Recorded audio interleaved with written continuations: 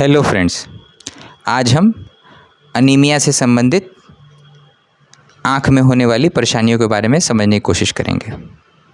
जैसा कि हम जानते हैं कि अनीमिया एक काफ़ी कॉमन प्रॉब्लम है जो कि ज़्यादातर रिप्रोडक्टिव एज ग्रुप की मदर्स और उनके बच्चों में काफ़ी देखी गई है।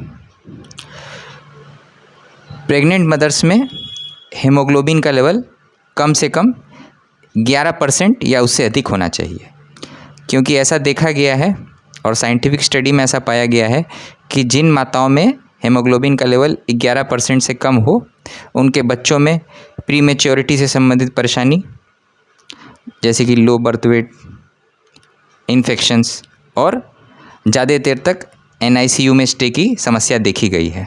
और इन तरह के बच्चों में भविष्य में रेटिनोपैथी ऑफ मैच्योरिटी जो कि एक पर्दे की बीमारी है, कंजेनाइटल नेजोलैक्रिमल डक्ट ऑब्स्ट्रक्शन, आंसू नली का बंद होना जिससे किसी की कीचड़ और पानी आते रहता है, और एम्ब्लायोपिया जिसमें कि आँखों की देखने की शक्ति कम हो जाती है, काफ़ी पाई गई है। इन सब से बचाव के लिए हमें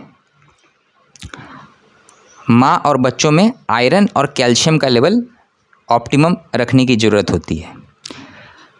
आमतौर पे प्रेग्नेंट और लैक्टेटिंग मदर्स में हमें कैल्शियम और आयरन का इंटेक 6 महीने तक जारी रखना चाहिए, क्योंकि 6 महीने तक जो शिशु है वो माते के दूध पे ही डिपेंड रहता है। प्री मैच्योर बच्चों में कैल्शियम और आयरन का सप्लीमेंट 2 साल तक कंटिन्यू रखना चाहिए, जिससे कि उनसे हड्डियां मजबूत रहती हैं। और आइडियली इन तरह के बच्चों में American academy of paediatrician recommend करता है कि CBC हर 1 साल, 2 साल और 5 साल होने पे आवश्यक है। अब हम आते हैं एडल्ट्स में, जिनमें कि chronic non communicable diseases common होती हैं, जिसके चलते कि पर्दे की रेटिना से संबंधित परेशानियां जैसे डायबिटिक रेटिनोपैथी और हाइपरटेंशन काफ़ी कॉमन है। इन तरह के मरीज़ों में हीमोग्लोबिन कम से कम 10% या उससे अधिक होना चाहिए, नहीं तो इन तरह के मरीज़ों में diabetic retinopathy, retinal vein occlusion और ऑप्टिक नर्व से संबंधित NAION की समस्या काफ़ी कॉमन देखी गई है। इन मरीज़ों की बचाव के लिए हमें आयरन और B12 का लेवल सही रखना चाहिए और इसके अलावा विटामिन D के लेवल पे भी ध्यान देना चाहिए। Thank you.